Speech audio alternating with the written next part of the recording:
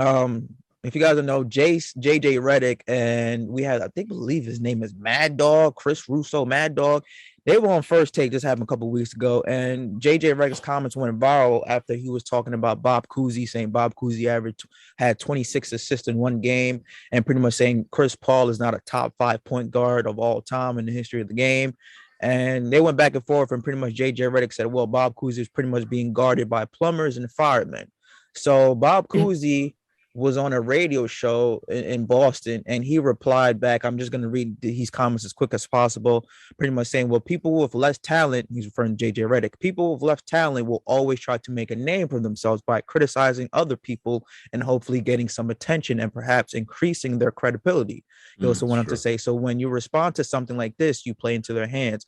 I won't do that. I will defend the firemen and plumbers that he referenced to.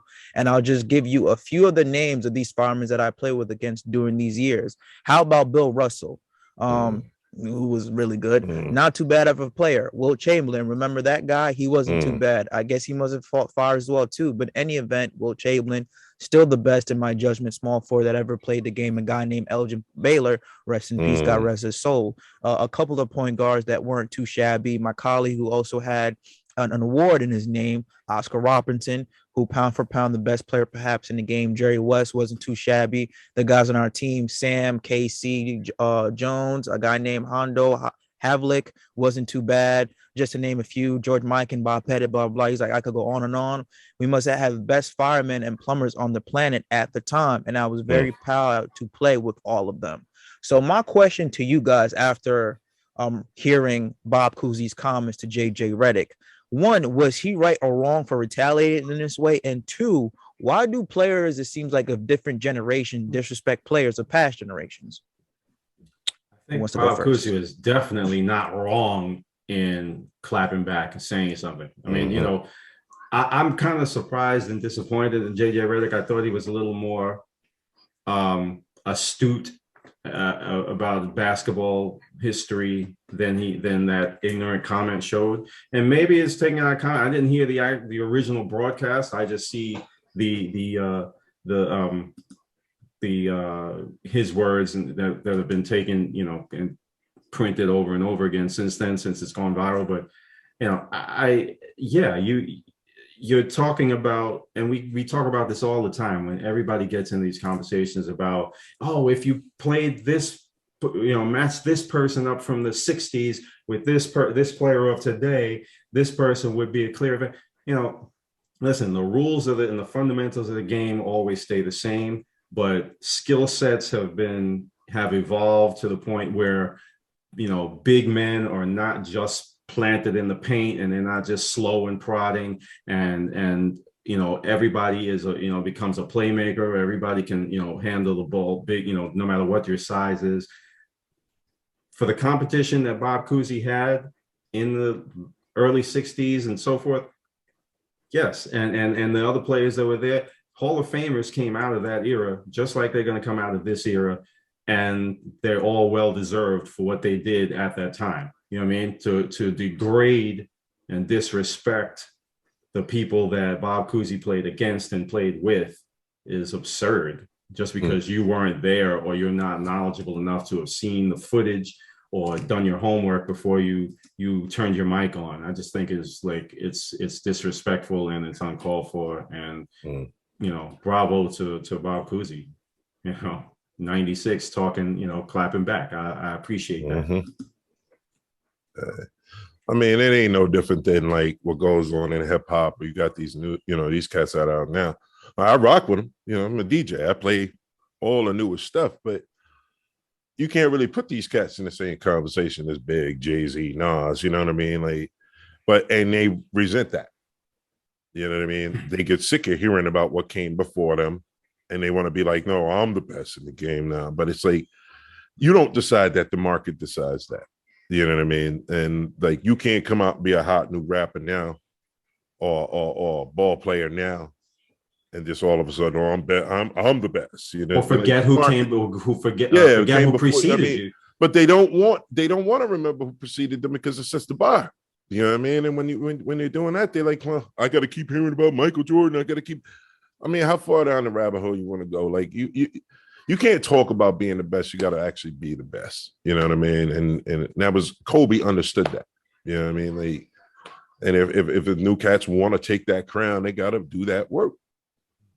You know, it's that simple, man. That rule is not going to change. I don't care what sport, what entertainment genre. You want the crown, you have to work hard. Then as hard at least as the person who had it before you.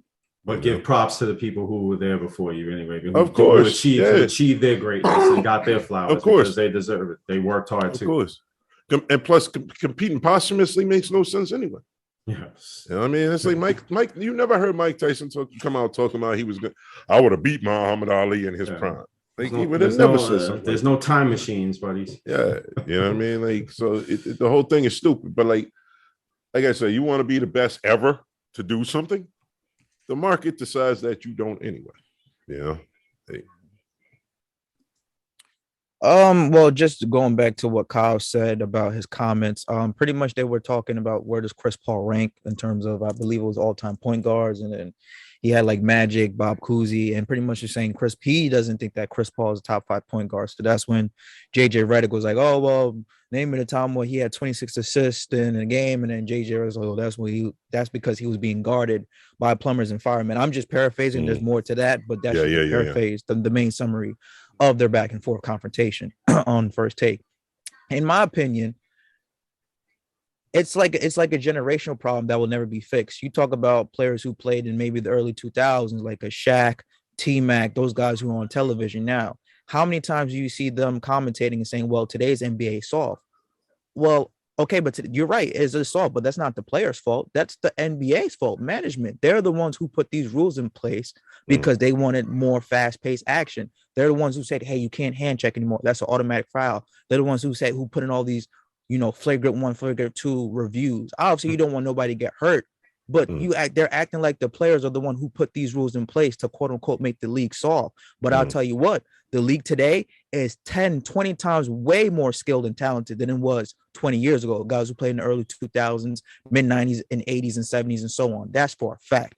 You got centers out now. Who would have thought in 1990 a center is out bringing the ball up court, crossing over point guards, defending wing guys, and shooting threes like it's nothing? That's unimaginable. That's just the evolution of the game and what it has taken to. So you got to give credit to today's generation. And we're gonna say like, well, I didn't mind JJ Redick. I was a little disrespectful because you always have to pay homage, but in that point, it's like I didn't mind him taking a shot because you always have the old timers taking a shot at today's generations. And for the most part, you see guys who are in the greats like top 75, Steph Curry, LeBron, KD. I can name on and on. Who say, hey, we wouldn't be here if it was not, without those guys saying down the foundation for us. But there's a little bit of old man grumpy hate. Like Shaq is upset because Rudy Gobert is making $250+ million and he came nowhere near his numbers. But Shaq, you made a lot of money in your time, but that's just the name of the game now. With everything being, prices of TV revenues and tickets going up, the players are going to profit from that. You would just don't be mad at Rudy Gobert for being born in the right time. I mean, you're going to be mad at his parents for deciding to conceive him at a later stage in his life than you. Like that's where I have a problem. Is like, okay, older guys who played the league, who are most of them now on television commentating about this, can say the league is soft, which they have a right to.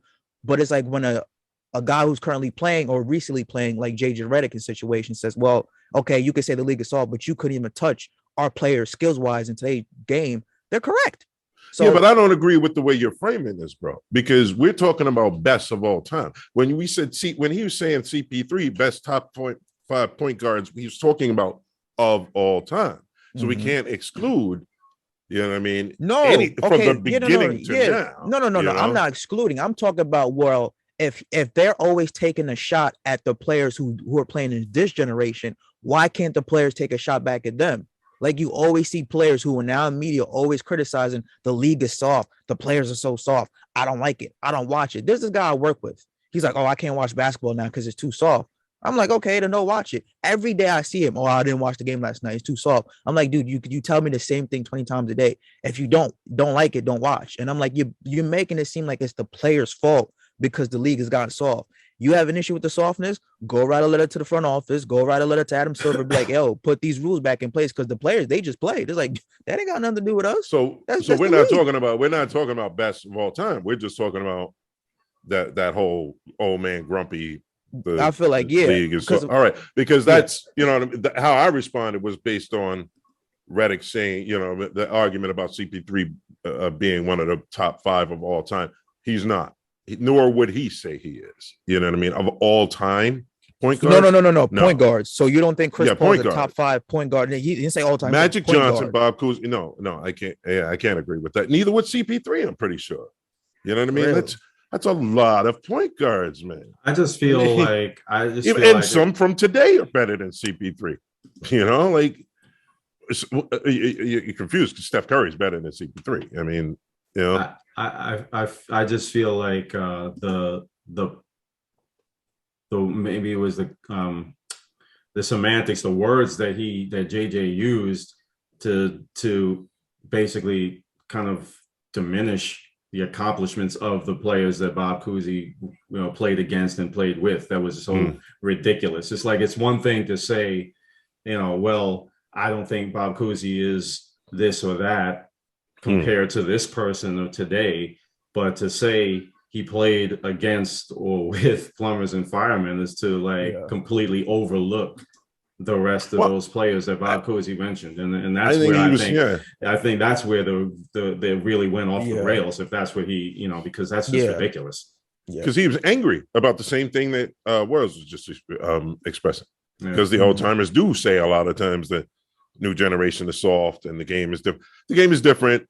That's it. Get over it. You know what I mean? So that's one argument, though. If it's old versus new, that's always going to be the case. Like, but to me, it's like saying, really reconcile that. I just feel like if you're saying, these players, you're comparing some of these professional ball players from way back when to blue collar workers, like, with civil servants and everything, firemen and plumbers and everything. I think you're kind of saying that they had no skill set at all to be on the basketball court. That's how I see it. That's how I hear that. And I just think that's the wrong way to go about it, because I don't think these quote unquote grumpy old timers are saying that the players of today are not deserving of being on the court or playing ball. You know what I mean? I don't think they're calling them, they're better off being a civil servant. They're better off, working for you.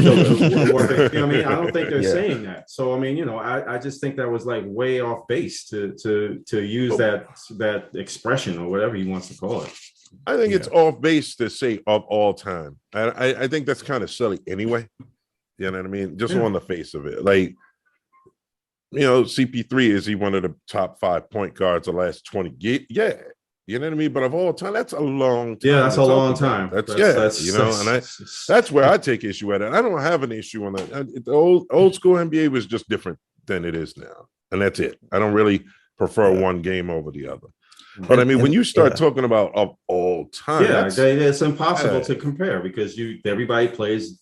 Eras are different, and there's no way you can match these players up from 50 years ago to today. It's just not including like, because like stat lines were different. I mean, they were playing like 160-point games back in the day. You know what I mean? Like they almost didn't play any defense. Everybody was doing cone defense back. There was no 3-point line. There was a whole lot. There was no shot clock at a certain point. I mean, come on now. But then the newer generation of players have challenges that they didn't have back in the day. You know what I mean? Like you say, you can't play defense now. You know what I mean? Like you can't. Everything is a foul. Ironically, everything's a foul call, and they did it all in the name of speed in the game, which then slows the game down because they have to review everything. Exactly, checking every 5 seconds for a foul. I'm just plus one thing I really feel bad about for the new generation of NBA players, like sports athletes in general. They exist in such I was just joking about the Jimmy Butler thing, you know what I mean? But the truth of the matter is they didn't have social media. And the minute somebody makes a mistake in the leagues nowadays, it's all over the place. Right. In 5 minutes. You know what I mean? Like they didn't have that kind of scrutiny back in the day. So they really, in a way, they really can't criticize. This game is totally different than it was then. Yeah. So it's like, again, it's like apples to oranges. Like, why are we talking about of all time? Like, say before 1980, this guy is the best. After 1980, Right. this guy's the, you know what I mean? Like, Yeah. that's a long stretch of time, man. It's a totally different game. Yeah. Yeah. I mean, like I said, I just think that the whole I see where JJ was coming from. I do agree it was disrespectful because you always have to pay homage to the players before. But I see where he's coming from. He's like, listen, you guys have always been taking a shot at us. This is me taking a shot at you guys. Because how dare you say, well, you're soft in this, this is soft in this and that. Well, if you were playing in today's time, you couldn't stand toe to toe with those players. But I don't like to compare eras because rules are different, times are different, everything. Yeah. The game, how it is now in 2022 is going to be completely different in 2032. That's just how it is. Every year, there's always some new rules that the NBA incorporates, or they take something out. So I don't really like the comparison because it's just like you'll never really know. That's like something you'll find maybe you do a 2K matchup and to see, but you'll never really know. Same thing with the whole LeBron MJ comparisons. Oh, could LeBron play back in the 90s where they were allowing hardcore fouls, or will MJ be able to score average 40 points in today's game because there's no hand checking? Dude, come on now. We won't know. It's good because it gives us something to talk about. But let's be realistic. We're not gonna find out. Let's just like cut it out. You know what I'm saying? Right. But I agree though with you, Werls. I mean, as surprising as it sounds, because I feel like I'm here to disagree with you all the time, but I agree. I think that just like we should play homage to, you know what I mean, the old school. I think that if you're done with the game, sitting here and just criticizing these new generations when you don't know what they're actually dealing with. Exactly. Exactly. It's a little out of pocket. It gets old, but that's the media hyping this up, though. Right. I mean, we're talking about it. Yeah, we're talking about we the media, which I'm sure is what JJ wants. Yeah. But I think everybody, we should show respect. But I mean, this ain't that kind of world. We know that. Like everybody wants that drama. That's what they're gonna tune in to see. And to your point too, like social media has played a huge factor because you mentioned it, Kaine. Think about it. Back then, they had no cell phones; they had pay phones. Yeah. So if you had a bad game, you would have to wait till the next day to read about it in the front news of the paper. Nowadays, players go back into the locker room. They got iPhones, and their phones is blowing up with notifications and people on Twitter saying mean things about them, hateful Instagram comments, and they got to deal with that for like a long time. He's just like, bro. Some of those players, they be like, I get death threats after a bad game. It's like, are you kidding me? So it's it's more mentally tougher because of the social media aspect in today's generation, I would say. But, that's technology for you, both good and bad. It is what it is. That is for sure, man. Yep. Agree with that. Yep. All right, guys. That is it for another episode of Hoops All In. As always, Werls Francois, Kyle Anthony, Kaine Legacy. This episode of Hoops All In has been sponsored by XLF, Exceptional Life Fitness. Go check them out on Instagram at exceptional_life_fitness. Also has been produced by ReignMultiMedia. Check them out on social media, ReignMultiMedia on Instagram, ReignMM on Twitter, and subscribe to their YouTube channel, ReignMultiMedia as well. And as always, broadcasting rights to Werls TV, yours truly. Follow the channel on YouTube at Werls TV. Follow the channel as well on Instagram, Werls TV. Same thing with Twitter at Werls TV. And follow the show too on Instagram, Twitter at Werls TV. At Hoops All In, my bad. And man, we gotta get those podcast numbers up. So guys, we on Spotify, we on Apple Podcasts, we on Anchor. Listen, download, tell your friends, share it, all that good stuff. I know you guys like to listen to three dudes talk about basketball. So get those subscribe numbers up, download the show. It's free. We don't ask for nothing. Okay. XLF is paying us to be here. Sponsor. I'm just playing. But yeah, download the show. download the show. Watch it on YouTube. Subscribe to all the channels I mentioned. As again, Werls Francois, Kyle Anthony, Kaine Legacy. We'll see you guys next time. Stay tuned for the next episode of Hoops All In. Peace. Bye.